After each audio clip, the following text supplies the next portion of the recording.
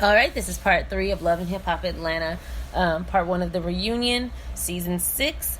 So then, the third part of the show, we get into the Kirk and Rashida stuff. So Kirk and Rashida, this whole situation is trash. I'm beginning to think that they have an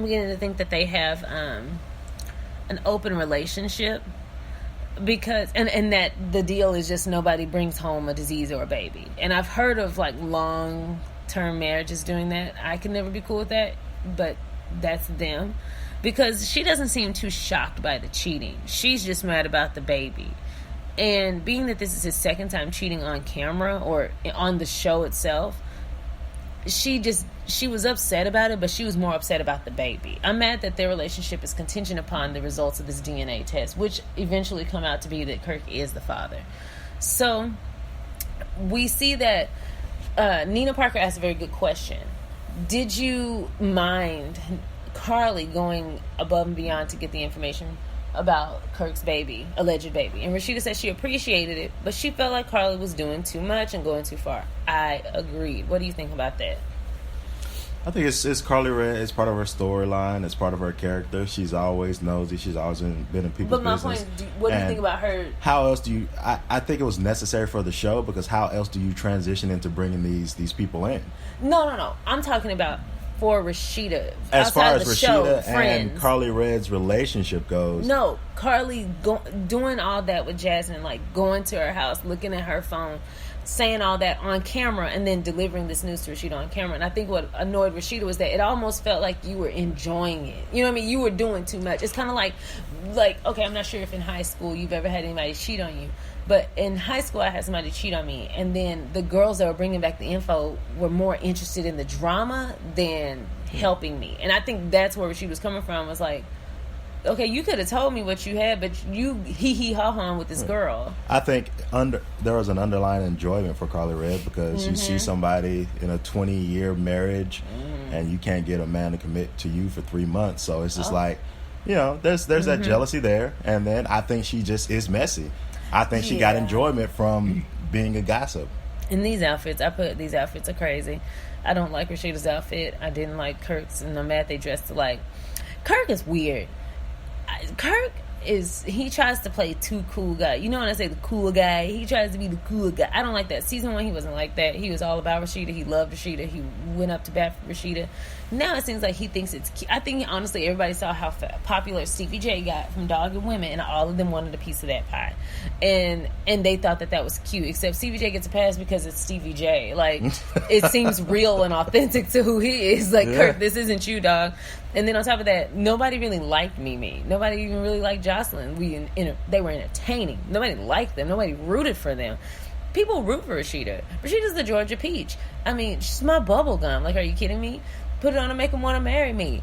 I'm a boss. I mean, this is Rashida. Hey, don't even judge me. I love Rashida. So, before this show. So, I was pissed at Kirk if I ever see him in the street. But the way he acts, if he ever just came out and was like, look, I'm sorry. I did not mean to hurt you. I was wrong. I will never do this again. You never see him just outright say, just cut the shit. And then the last scene that they are in, when they were at that cabin, and he was like, production, I'm sick of this. Like, stop, Kirk. Like, you look lame. We could see that even in this moment where you're trying to pretend I'm pulling off the fourth wall, he's still being an actor. I don't know. I wish he would just be real with Rashida. Rashida cries, Carly Red fake cries, and then everybody else pretends to cry too, including Jock and Scrap, who they were over there just laughing.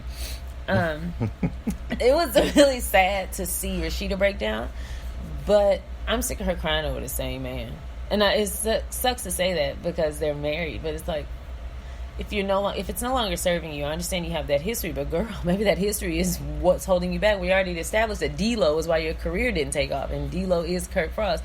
Not only is he ruining your money, girl, he ruining your life. Like, get out of that. And it's not healthy for her sons to see that their dad can trample all over her and take it. You know what I mean? Yeah. She deserves more. She gives me very Robin from Real Housewives of Potomac vibes in this moment, and I've never known Rashida to be that. She is the Georgia Peach. I got my own house. I got my own car. Like Lupe said, I'm a superstar. Like, I want that Rashida back. It's like, Kirk, I ain't gonna take this shit. And plus, I want to see her. I know you're gonna be mad. I want to see her go back into the studio and rap about this. And even if it's not a popular album, I want to hear what she has to say. It could be the Atlanta version of Lemonade. So it could be called Kool-Aid. You can have that. I'll break up with you. No, she can have that one. I'm not going to take any credit for that at all. I hate you. I'm not dealing with you. But no, Kool-Aid. No. Like Rashida down with her hand, wearing one of them hats that she be wearing. But no, okay, so here's why I didn't back up Rashida. I feel like all involved is wrong. I've always felt like that. Anytime somebody gets cheated on, if the other woman or the other guy knows that the person they're with is in a relationship, their own moral standards should tell them not to do that. They should choose not to do that. They don't owe the other person anything, but it's common decency. It's kind of like when you walk out of a store and you have a heavy door and there's somebody behind you with bags and you let the door go and it hits them. You don't owe that person anything, but goddamn, like, do what's right. So, and plus karma's very real. So here's what I didn't, and I agree, everyone involved is wrong. Everyone involved is wrong if everyone is fully aware of what's going on. What I didn't like was that Rashida said it takes a woman to open up her legs for a man to cheat. It takes everyone getting involved and to that point for everyone to cheat, Rashida. And I don't like that kind of like he wrong but she more wrong. Like, no. I agreed with her that Jasmine should have tried to contact her off camera before the show aired if she really was truly trying to get it to come out and if she was truly trying to get to the bottom of it and just inform Rashida. I agree with her there. What I don't agree is that if Jasmine had never opened her legs, Kirk never could have cheated. Right. If Kirk had never pulled his dick out, they couldn't have cheated. So everyone's wrong. Absolutely. There are a million women out there that are willing to open up their legs. There's only one Kirk Frost. Mm-hmm. If he don't stick his penis in any of those million women, then you don't get cheated on. So let's not deflect and take any pressure off of him. Like I said, I think that the society in general is moving in a direction where they're asking the male of the household to be more responsible for their actions, and so he needs to go under the pressure. He needs to listen to Jay-Z's 444 while riding up the coast or riding down Atlanta, and maybe the next time he sees a young stripper, he won't stick his penis in it. What Kirk needs to do is go to a counselor. Kirk needs therapy. He is clearly suppressing something. But then on top of that, and plus some of these people, I know that they don't want to discuss everything on camera, so that you get that hesitance from them. But I feel like Kirk is fighting something.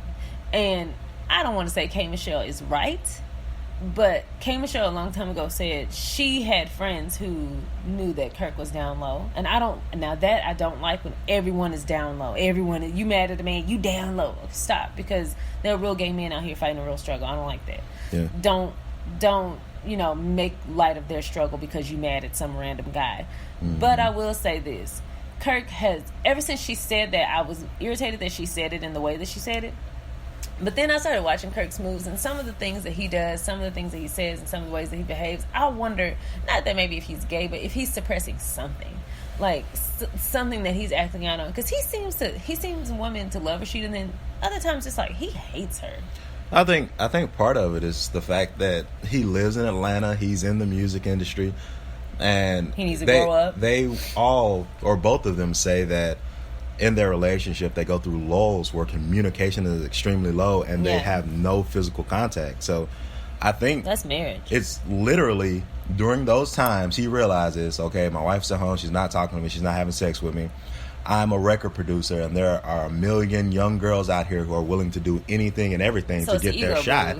Yes, absolutely an ego boost. Lame. So you're talking about a 45-year-old man who's probably going through some type of midlife crisis. Yeah, you're probably right about that. At the same time he's going through the midlife crisis, he's not getting the type of support that he thinks he's supposed to have. So he's going out there and getting boosted, and getting boosted got him a baby. So what are you going to do? Okay. Well, then we see Nina asks... Kirk, did you have sex with Jasmine's roommate? And Kirk said, I don't even think I should be questioned. Bingo, you did. Because he was right, they are scammers, but you knew that. And this is why you don't cheat on your wife. Hey, karma's real. And this whole headache that you have, I hope it gets 10 times worse for you.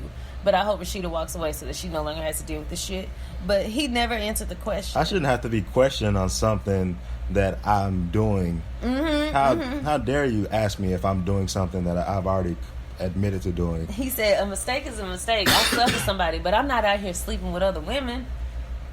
He had a real Rick James moment. Oh, I didn't put my feet on. I didn't put my feet on that couch. Well, I got more home training than that. I put my feet on the couch. Cocaine is a hell of a drug. Well, what is going on in Atlanta? Well, then we go down to Jocelyn and Stevie, and Jocelyn and Stevie, they do the whole like rewind, the recap.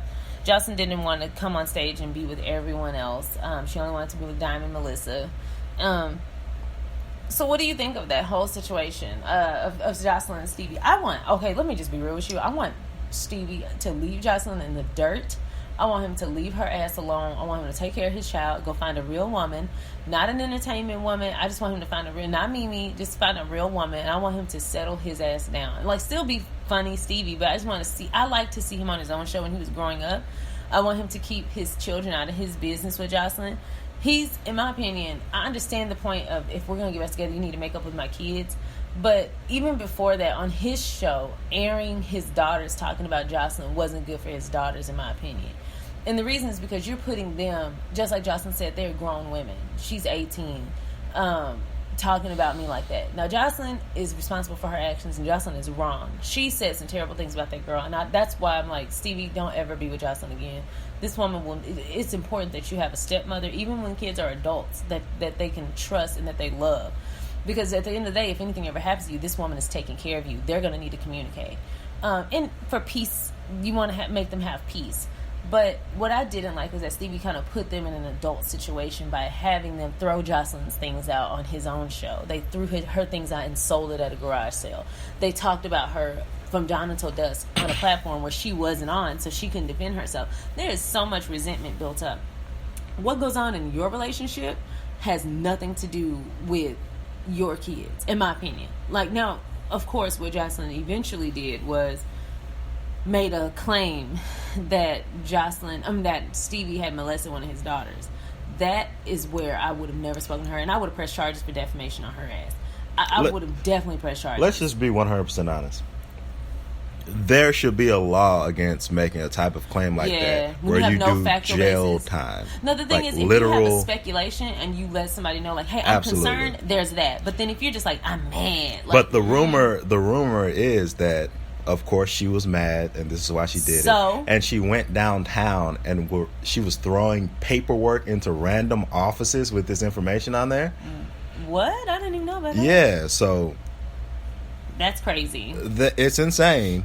And there's no way that she shouldn't be sitting in a jail rotting away for a couple of years for those type of allegations that could literally ruin not just his life, it could ruin the little child's life. Exactly. And that's her dad, and I don't like that. Don't break the bond between a parent and a child. Their stupid, immature way of doing things, is not worth those kids losing their innocence at such a young age. So it's really sad. But I want him to leave his kids out of his relationship with Jocelyn, and if they ever decide to make up and become a family again, do that shit off camera and then come back on camera and explain what happened.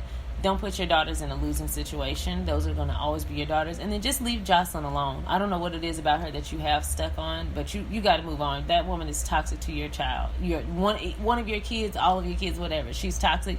Your kids come first. I wish parents would do that. When you get remarried and you are not with the child's parent, your kids need to come first in that situation. So hopefully Stevie and them get together. We're going to come back next week whenever the second part of the reunion airs. We get to see more about Stevie and Jocelyn as well as the other storylines.